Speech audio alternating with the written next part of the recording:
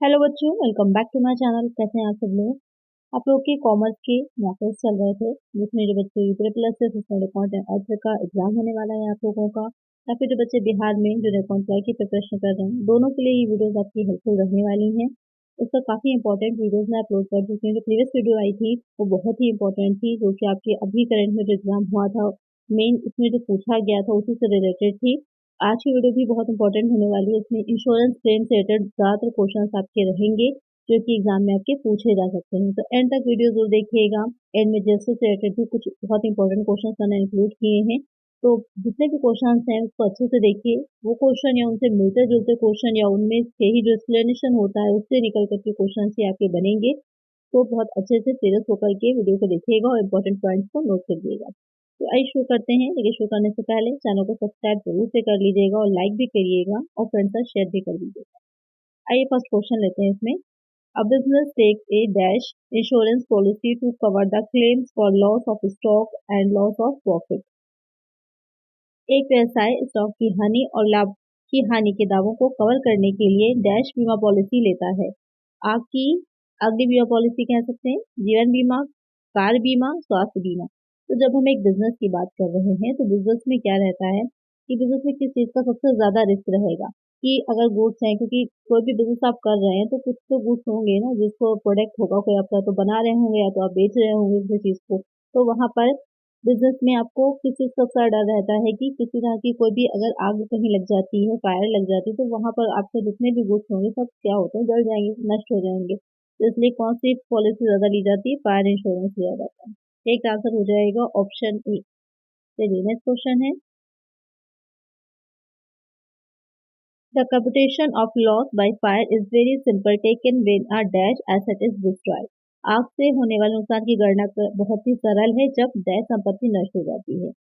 चालू संपत्ति, दीर्घकालिक संपत्ति, आग से संपत्ति को नष्ट होती है या फिर अमूर्त संपत्ति। तो यहाँ पर जो क्वेश्चन कह रहा है कि बहुत ही इजी हो जाता है ये कैलकुलेट करना, क्योंकि उसमें निकालना पड़ता है कि कितनी हानि हुई है, उसी के अकॉर्डिंग जो होता है आपको जो भी आपने पॉलिसी ली होती है उसके प्रीमियम आपको मिलता है या फिर जो भी क्षतिपूर्ति होती है वो आपको दी जाती है। तो यहाँ पर the computation of loss by fire is very simple taken when a current asset is destroyed. जब आपकी चालू संपत्ति, अच्छा जो स्टॉक होता है, जो गुड्स होते हैं, जैसे कि अभी मैंने बताया था कि कोई भी प्रोडक्ट होता है या फिर कोई गुड्स होते हैं जिसको कि आप सेल कर रहे होंगे, परचेज कर रहे होंगे, तो वहाँ पर गुड्स जो होते हैं वो करंट एसेट में ही आपके आते हैं। तो जब करंट एसेट जो होती है वो डिस्ट्रॉय होती है या वो नष्ट होती है तो बहुत ईजी होता है लॉस बाय फायर को निकालना। तो एक आंसर क्या हो जाएगा, ऑप्शन ए हो जाएगा।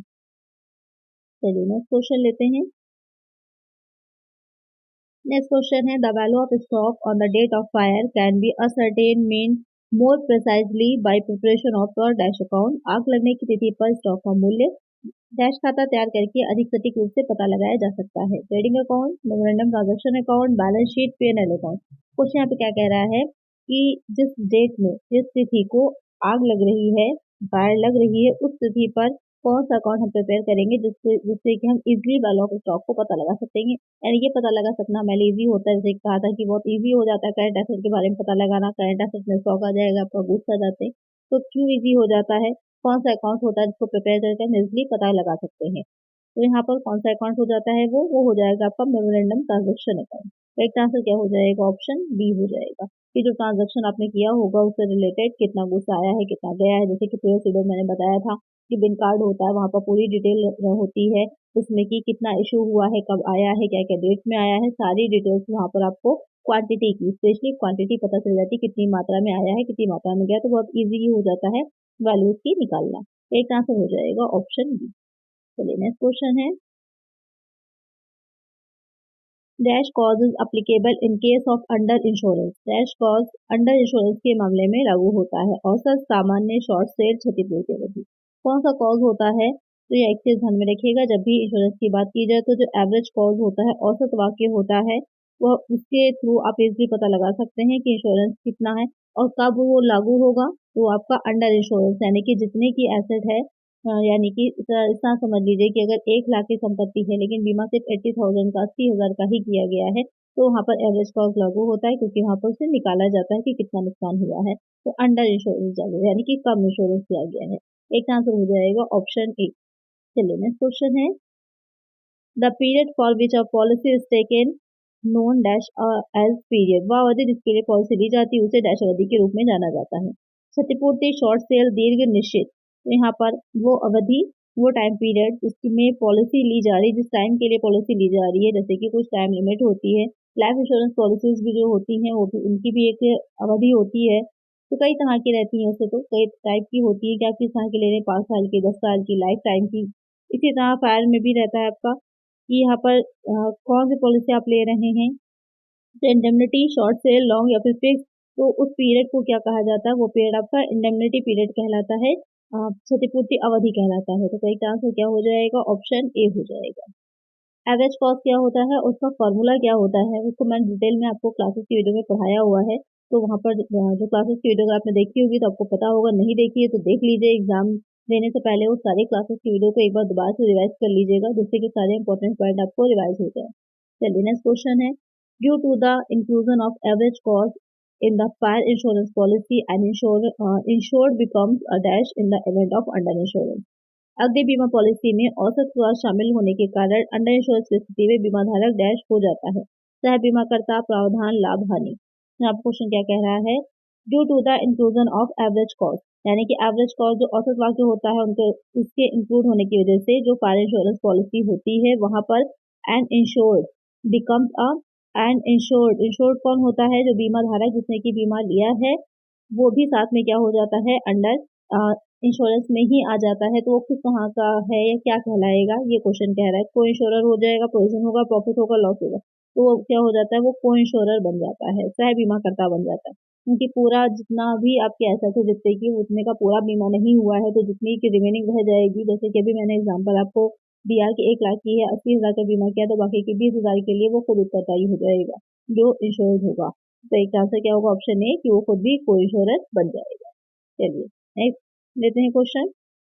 इंश्योरेंस में होता क्या है, तो आपको पता ही है, इंश्योरेंस जब हम लेते होते हैं किसी चीज का, तो वहाँ पे क्या होगा कि हम अपनी जो हानि हो रही है उसको दूसरे पर डालते हैं, यानी कि कोई दूसरा व्यक्ति उत्तरदायी हो जाता है कि अगर कोई घटना घटित हो जाती है, जैसे कि अग्नि बीमा है फायर इंश्योरेंस से, अगर आग लग जाती है और उससे हमारे जो भी गुड्स हैं वो नष्ट हो जाएंगे, डिस्ट्रॉय हो जाते हैं, तो दूसरा व्यक्ति जो होगा उसके लिए हमें क्षतिपूर्ति देता है।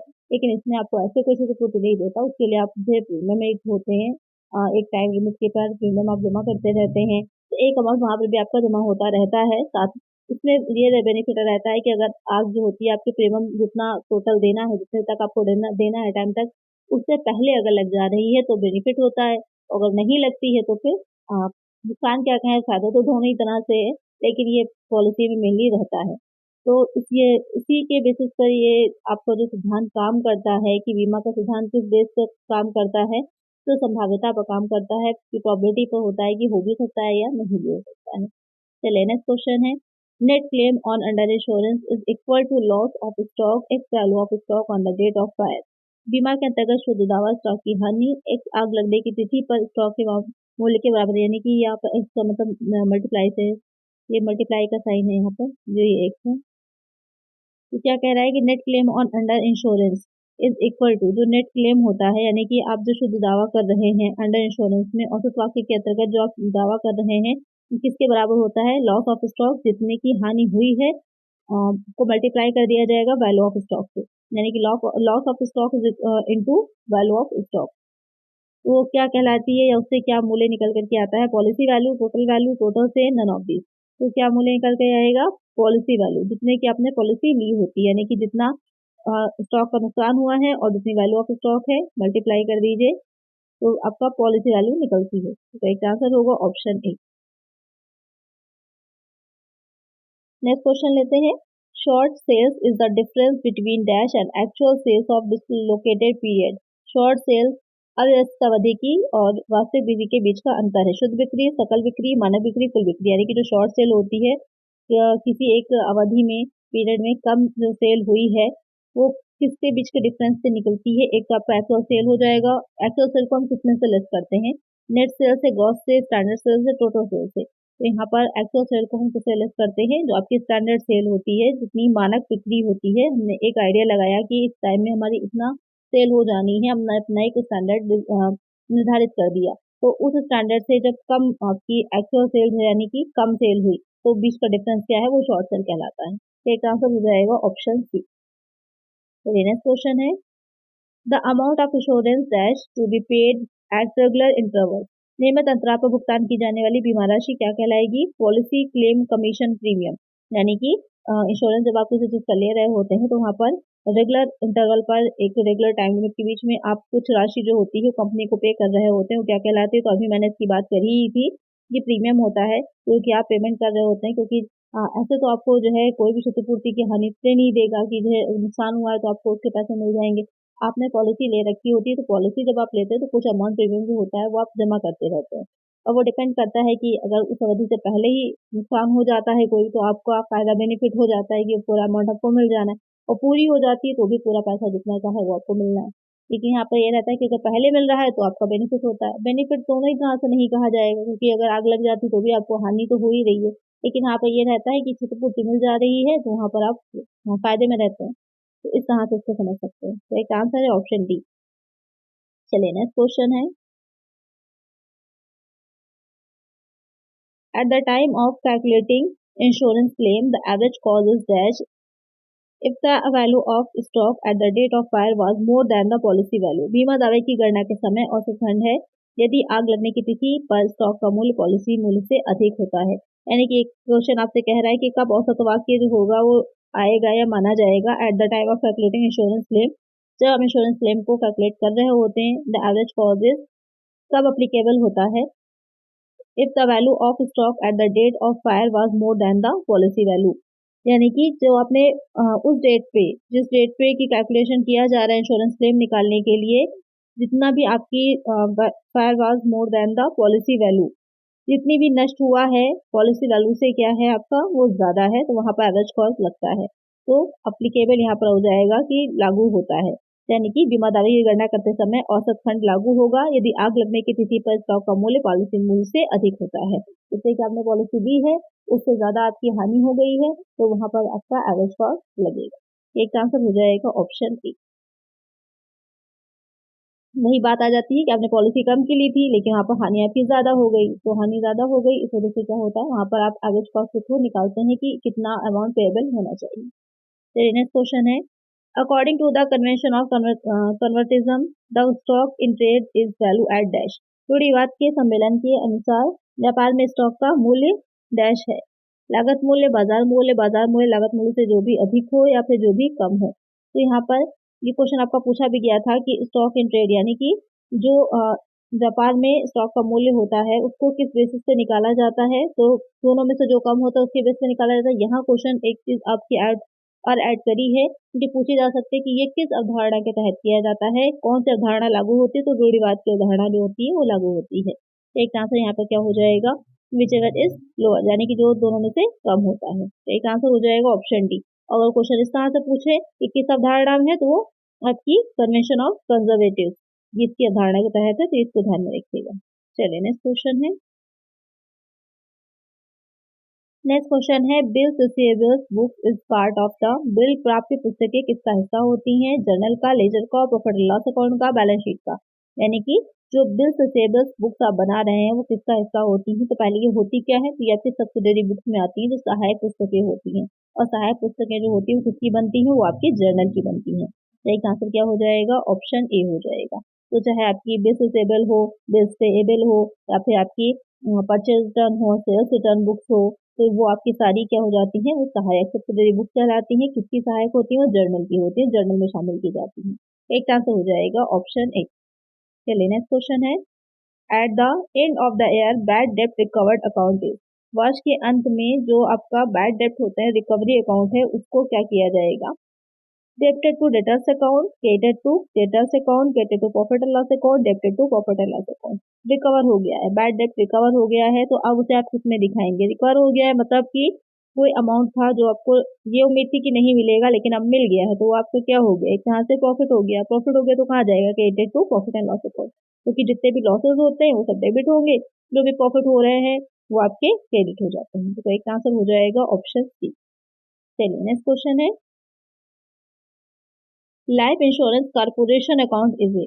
जीवन बीमा निगम खाता है।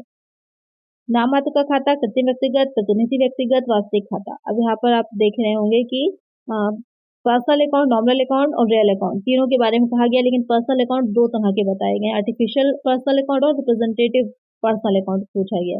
तो यहाँ पर लाइफ इंश्योरेंस कॉर्पोरेशन एक क्या है, कृत्रिम व्यक्ति ही होती है, कोई भी कंपनी कॉर्पोरेशन होती है, आर्टिफिशियल बॉडी होती है, तो एक व्यक्ति ही में ही आ जाएगी। और अपने इनकम टैक्स में भी एक व्यक्ति की पर्सन की डिफिनेशन में देखा है कि कंपनी भी एक व्यक्ति ही होती है, एक आर्टिफिशियल बॉडी है, एक पर्सन में काउंट होती है। तो यहाँ पर नॉमिनल अकाउंट तो नहीं होगा, ना ही रियल अकाउंट होगा। अब आर्टिफिशियल पर्सनल अकाउंट या रिप्रेजेंटेटिव पर्सनल अकाउंट, अब इस तरह के क्वेश्चन अगर एग्जाम में बन गए तो आपको कंफ्यूजन हो जाएगी कि क्या इसका करेक्ट आंसर होगा, क्योंकि उसमें भी आपको डीपली जाके समझना होगा कि कौन सा अकाउंट किसमें आता है। तो यहाँ पर जो आपका लाइफ इंश्योरेंस कॉर्पोरेशन अकाउंट होता है वो हो जाएगा आर्टिफिशियल पर्सन अकाउंट। अभी तक आपको समझ में आ गया होगा, मैं बार बार आर्टिफिशियल बोल रही हूँ तो आर्टिफिशियल बॉडी होती है, कृत्रिम एक संस्था मानी जाती है। तो यहाँ पर कृत्रिम व्यक्ति होती है, तो आर्टिफिशियल पर्सनल तो यहाँ पर आर्टिफिशियल पर्सन अकाउंट में आपकी जाएगा लाइफ इंश्योरेंस कॉर्पोरेशन अकाउंट। का एक आंसर होगा ऑप्शन बी। चलिए नेक्स्ट क्वेश्चन है, statutory companies are those incorporated under a special act passed by dash. वैधानिक कंपनियां वे हैं जो डैश द्वारा पारित एक विशेष अधिनियम के तहत निगमित हैं। कंपनी अधिनियम, संसद, विशेष प्रस्ताव, कानून। तो यहाँ पर जो क्वेश्चन कह रहा है कि जो वैधानिक कंपनीज होती हैं वो किसके द्वारा इनकॉर्पोरेटेड होती हैं, जो कि एक स्पेशल एक्ट को पास करके बनाया जाता है। तो जैसे कि आपकी लाइफ इंश्योरेंस है, लाइफ इंश्योरेंस जो आपकी कंपनी है, उससे पहले जीवन बीमा निगम जो बनाया गया था, तो पहले अधिनियम आया था, लाइफ इंश्योरेंस कॉर्पोरेशन एक्ट आया था, उसके तहत बनाया गया। या जो सेबी है उसके तहत पहले उसका एक एक्ट पास हुआ था, उसके बाद सेबी बनाया गया था। तो यहाँ पर पहले एक एक्ट पास किया जाता है, वो किसके थ्रू पास किया जाता है, तो कोई भी एक्ट होगा कहाँ पास होगा, वो पार्लियामेंट में होगा। तो संसद में विशेष एक्ट को पास करके उनको बनाया जाता है, और वो कंपनियां क्या कहलाती हैं, वैधानिक कंपनियां कहलाती हैं। एक आंसर हो जाएगा ऑप्शन बी। तो इसमें आपका ऑडिटिंग में इस तरह के क्वेश्चन भी बन सकते हैं, इसको बहुत अच्छे से देख लीजिएगा। चलिए नेक्स्ट क्वेश्चन है, which among the following is not part of the goods and services tax council of India. Not है यानी कि कौन शामिल नहीं है, गुड्स एंड सर्विसेज टैक्स की जो काउंसिल होती है, जो परिषद है, उसका हिस्सा नहीं है। निम्नलिखित में से कौन भारतीय वस्तु एवं सेवा कर परिषद का हिस्सा नहीं है। केंद्र शासित प्रदेशों के उपराज्यपाल, केंद्रीय वित्त मंत्री, राजस्व या वित्त के प्रभारी केंद्रीय राज्य मंत्री, प्रत्येक राज्य के वित्त प्रभारी, या राज्य सरकार द्वारा नामित कोई अन्य मंत्री। तो यहाँ पर आपसे जीएसटी काउंसिल जो बनी थी उसमें कौन शामिल नहीं है ये पूछा गया है। तो यहाँ पर जो यूनियन फाइनेंस मिनिस्टर है वो भी शामिल होते हैं, वो तो मेन उसके अध्यक्ष ही होते हैं। Union minister of state in charge of revenue और फाइनेंस, ये भी शामिल होते हैं। और the minister in charge of finance of each state और any other minister nominated by state government, ये भी शामिल होते हैं। कौन शामिल नहीं होता है उस जीएसटी काउंसिल में, तो यहाँ पर lieutenant governor of Indian union territories जो होते हैं, केंद्र शासित प्रदेशों के जो उपराज्यपाल होते हैं, वो शामिल नहीं होते जीएसटी काउंसिल में। इसको ध्यान में रखिएगा, बहुत ही अच्छा और इम्पोर्टेंट क्वेश्चन है। अब इसके बारे में थोड़ा सा देख लेते हैं कि अगर आपसे ये पूछ ले कि ये किस उसके अंतर्गत आता है, कौन सी धारा है यहाँ पर जीएसटी काउंसिल से रिलेटेड, तो as per article 279 A of the amendment constitution, the GST council shall consist of the following members: the union finance minister chairperson, the union minister of state in charge of revenue or finance जो कि members होते हैं, the minister in charge of finance or taxation or any other minister nominated by each government जो कि each state government जो कि members होते हैं। तो chairperson कौन होगा, जो केंद्रीय वित्त मंत्री होती है, और राजस्व वित्त के प्रभारी केंद्रीय राज्य मंत्री सदस्य होंगे, और साथ में ही वित्त या कराधान के प्रभारी मंत्री या प्रत्येक राज्य सरकार द्वारा नामित कोई अन्य मंत्री सदस्य होते हैं। अब बात अगर की जाए कि इसमें टोटल कितने मेंबर्स होते हैं, तो 33 मेंबर्स हो जाएंगे इसमें टोटल। इसमें से एक तो आपकी चेयरपर्सन हो जाती है, बाकी के जो 32 होंगे वो मेंबर्स में आ जाते हैं। तो यहाँ पर या वाइस चेयरमैन भी होता होगा, तो उसके अकॉर्डिंग आपका अलग से निकल आएगा। तो टोटल आपके हो जाएंगे 33 मेंबर्स। तो यहाँ पर आपको क्लियर हो गया होगा, और किस सेक्शन में इसके बारे में बताया गया है कि किस तरह से गठन होगा या क्या कौन कौन क्या होगा, तो आपका 279A हो जाएगा। और आपको क्लियर हो गया होगा। चलिए नेक्स्ट क्वेश्चन है, which was the first state in India to pass the GST bill. GST विधेयक पारित करने वाला भारत का पहला राज्य कौन सा था? तमिलनाडु, गुजरात, मध्य प्रदेश, असम। तो पहला जो राज्य था जिसने जीएसटी बिल अपने यहाँ लागू किया था, अपने स्टेट में लागू किया था, वो असम था। एक आंसर हो जाएगा ऑप्शन डी। अच्छा, कब लागू किया था, डेट क्या थी या सन क्या था, तो ये आप लोग मुझे कमेंट करिएगा कि असम ने जीएसटी बिल जो अपने यहाँ लागू किया था कब किया था। पूरे भारत में कब लागू हुआ वो तो आपको पता है, क्या उसी डेट में असम में भी लागू हो गया था या कोई और डेट थी, तो ये आप लोग मुझे कमेंट करेंगे। चलिए नेक्स्ट क्वेश्चन है, which among the following taxes is not impose on goods and services. निम्नलिखित में से कौन सा कर वस्तुओं और सेवाओं पर नहीं लगाया जाता है? बिक्री कर, उपहार कर, विलासिता कर, सेल कर। यानी कि sales tax, gift tax, luxury tax, sale tax. तो यहाँ पर कौन सा जीएसटी में शामिल नहीं होगा? सेल्स टैक्स और आपका लग्जरी टैक्स और सेल टैक्स, ये तीनों ही आते हैं गुड्स एंड सर्विसेज में, लेकिन जो गिफ्ट टैक्स है वो नहीं आता। गिफ्ट टैक्स किसमें जाता है? गिफ्ट टैक्स जो होता है पहले तो एक सीमा तक क्या होता है, एग्जाम्प्ट होता है, उसके अबव अगर किया जा रहा है तो वहां पर आपका टैक्सेबल होता है। और किस में जाता है, तो ये आपका जाएगा इनकम टैक्स में। इनकम टैक्स एक्ट जो है 1961 उसमें शामिल किया जाता है। बाकी के तीनों जो किसमें जाएंगे, बाकी के तीनों ही जाएंगे गुड्स एंड सर्विसेज टैक्स यानी कि जीएसटी में।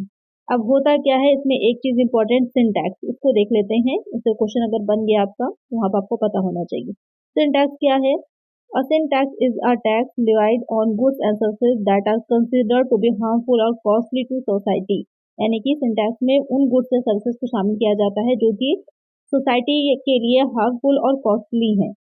The goods and services commonly include, अब उसमें कौन सी गुड्स या सर्विस आएंगी? टोबैको, तंबाकू जिसे कहेंगे, अल्कोहल, शुगर एडेड ड्रिंक्स या फिर गैम्बलिंग, जो जुआ खेलना होता है, इस तरह की चीजें जो होती हैं, गैम्बलिंग, ये सब क्या है सोसाइटी के लिए हार्मफुल होती है, नुकसानदेह होती हैं, इसलिए इन पर जो टैक्स लगता है उसे सिन टैक्स बोला जाएगा।